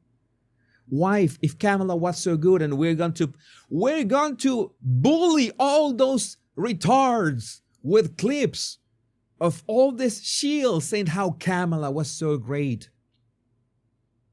Because no, AOC never had that, and will never had. But we had all the receipts with Kamala. We have all the support behind Kamala. We have all the people wanting Kamala to be there. All the celebrities wanting Kamala to win. We have all that. We have record of all that. Are you really going to let that all go to waste? The best thing that Kamala could do is to not show up. And they're going to tell her, do not show up. Say anything, that you're going to take care of your I forgot, she has or doesn't have, I don't know, the grandchildren stuff, I don't know. Well, let me know what you think about this in the comments. But again, this game is just getting started, and I am enjoying every single second of that. I'm enjoying every single second of that. Okay, I don't know if it's water at the same time, but some of you are saying that AOC is attractive. What is like in relation to what? Compared to what? What is this? I guess it's not like I'm gonna block you or anything. You can say whatever you want, but all right. Yeah, they're gonna tell Kamala, no, don't show up. Don't show up. Don't, please. No. Don't come. You're not invited. So everybody who wants to become the next president or the next Democratic candidate, no, not that fast, Kamala. You're not invited. We were not talking about you. AOC is no. Photoshop can only get you so far. Photoshop can only get so far. Let me see which other topic. I'm gonna make a quick remark. I don't want to let down my friends that wanted body language analysis of Trump and Modi. Let me see. It's gonna be talking about Modi's body language. We can do a bit longer show today. Why not? It's Friday. So I was taking a look at some of the videos of Trump with Modi's visit to the White House, and it was interesting to see that there was this warmth in every single interaction. It was interesting to see that all those interactions. I had a few requests because there were some points about body language that we could be talking about. Like in this, where there was the initial embrace, we see that there was a full embrace. Let's see it in slow motion. Let's go back a bit. And you see that Trump not only embraces him, but makes sure to lower his head, Trump's head, into Modi's shoulder, and they make sure to be very close. That is a very intimate gesture. You know that we were talking about space yesterday, and in body language it's called proxemics. That is, what is the distance in which you interact, and when you interact at that distance, that is our intimate space, which is around 40 centimeters in inches. It would be like how many inches would be like that? Like 15 inches or something like that. Like 15 inches from you is like you're interacting with another person in your intimate space. You need to have a lot of trust. That is, of course, in this setting, this political setting, a lot of goodwill. It looked really close and warmth, and of course this is important to have not only the embrace but the eye contact. You have all these signs in which sometimes you have the embrace and you see that there's sometimes it is not a full embrace and there's just a slight tap, or it looks too diplomatic, or maybe people embrace and they look away immediately. That sounds like they were just forced to do that, or felt forced to do that. They were not genuine, or they were not legit about the actual gesture. In this case, you can see that that embrace was not only full, but they had that eye contact as well. And then you can see, we're going to see in another clip, that the handshakes, you know that Trump's handshake is really strong, and he was, well, absolutely 100% crushing Modi's hand every time. Modi, I studied Modi's handshake as well through the years, and in many instances I've seen how when he shakes people's hands, he also has a hand-crushing handshake. I don't know, it would be interesting to experience it firsthand. Okay, this is what I wanted you to see. Okay, this is a hand-crushing handshake. It's a bit hard to see, but you can see that Trump's thumb knuckle is white, and Modi's hand is well, there's an actual pressure. You see how the Trump's thumb is, well, applying a ton of pressure in the air. So it's almost like the Predator meme. It's almost like the Predator meme. Let's see if I can go back to see the shake itself.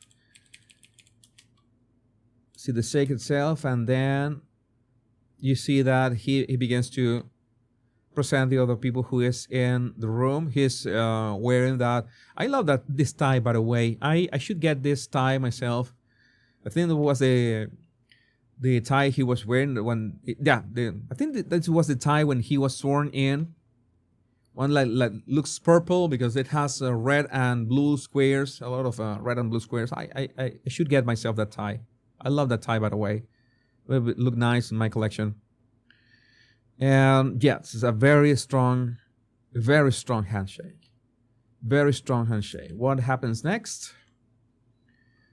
He presents the rest of Marco Rubio. He makes sure to... We don't have much interaction with him, but there's one thing that happened. Elon Musk also makes an appearance right there. And you see that Elon is really glad to...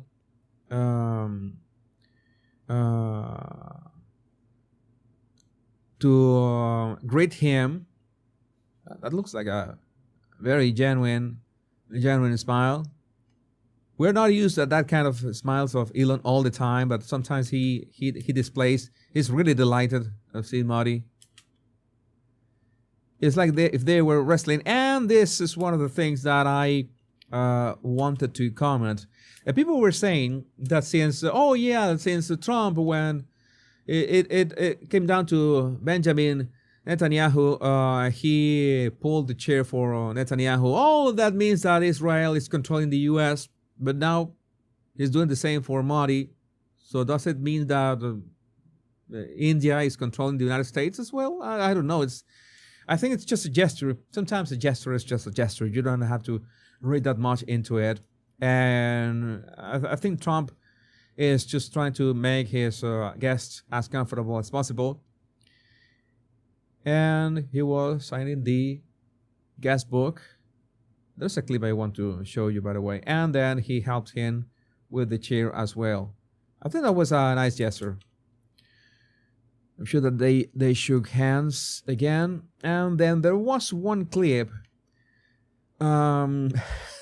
Was the shit poster in chief. I'm going to play this clip so you can listen to it. Mr. President, people in India would be welcoming your decision to extradite Tahabur Rana to... I can't understand a word he's saying. I can't understand a word he's saying. Yeah, this is you know that Trump is like that. It's really spontaneous. Oh, how rude! How rude! No, he's gonna speak. At least you know that Trump is gonna speak his mind. I don't understand a word that he's saying. It's that simple. I need a translator. I need an interpreter. And this is another classic gesture of Trump. He shakes hands. He usually gives his hand palm up in a goodwill way. It's still a lot of pressure. You can see the flesh of the hands are, almost fused together. Even if Trump is willing, is giving his hand palm up in a very goodwill gesture. And he usually taps the hand, gives 2 taps to the hand. So it was a very warm body language that had no further reading into it. It was not that complicated. But I think it was important because you're gonna realize that this is not going to happen all the time, because Trump doesn't have the same body language with every world leader, and that's what is interesting. There's another angle of that gesture of the chair here, just in case you want to see it slower. You see that he made sure that his guest was comfortable. Oh, since he did that to Netanyahu, it means that Israel is controlling Trump. Oh, well, that's the same with Modi in this case. Same with Modi. And no further deal. But I would like to know what you think about this in the comments. You see your live chat. Real men grip tight when shaking hands, and a handshake means something. Yeah, a handshake means something. I think that I think one of the worst things that could happen with the pandemic is that we lost that tradition of the handshake so much, because yes, you have to practice a solid handshake. You need a solid handshake. Oh, we are over time, by the way. A bit over time. Let me see your super chats. Oh, we have a super chat from Kate. Kate says, "I work for Michelle Obama. She's not friendly." Oh, well to know that. Not now. I know to not work for Michelle either. Thank you for the warning. Margie sent a super chat. Happy Valentine's Day. Oh, thank you, Margie. Happy Valentine's Day for you as well. Wildfire in Texas sent a happy Valentine's Day. Muchos amores. Thank you, Wildfire in Texas. You also sent a super sticker. Thank you for that super sticker as well. Wildfire in Texas, super sticker. Shiba dog shaking his hips, saying thank you. Thank you for that super sticker. Also, Flixworth. How do you say that? Super chat from Flixworth. Flixworth and a heart, a classic heart emoji. I miss those character emojis of the -10 and 3, which means a heart. And Heather, whatever, super chat. Thank you, Heather, for your super chat as well. Let me see. Oh, if we have caught up with the comments. There are a couple topics that maybe we could cover tomorrow. I think that is enough for today. At some point I might do a longer show. Maybe I'm not ready yet. I'm still juggling with the length of the topic. If how do you want them? The rambling, the soul experiment. We're still in episode 82. I plan on doing live shows every day, maybe even on weekends, to catch up. So much stuff happening on the weekends as well, and I have absolutely no problem of making weekend shows. and also covering other topics. I want to cover other topics, especially in sense of technology as well. This was a great show. And well, my body language buddies, my name is Jesus Enrique Rosas. I'm the body language guy. And until we meet in episode 83, I don't know, another video, another live, remember that all these live streams, all the topics, I will republish them as standalone topics after the show. So you can, if you missed the show, you can check the list of my videos, the Jesus Enrique Rosas show clips, and you see every topic individually, and you say, oh, I don't like the AI topics, but I do like the US politics topics, or I like the gossip topics, and I want the body language. If I make a body language analysis, it would say body language in the title. That is if you want to see the body language, you just look for my channel. In my channel, you go for the little search for body language, and you will get to the body language analysis. So you can enjoy my show in any way you want, in any order. You can rewatch as well. Remember that we are live on YouTube, X, and Rumble, and also Spotify, Amazon Music, Apple Podcasts, and iHeartRadio. My name is Jesus Enrique Rosas. I'm the body language guy. Remember the most important words: much love and bliss. Take care. Be safe. I love every single one of you. Bye-bye.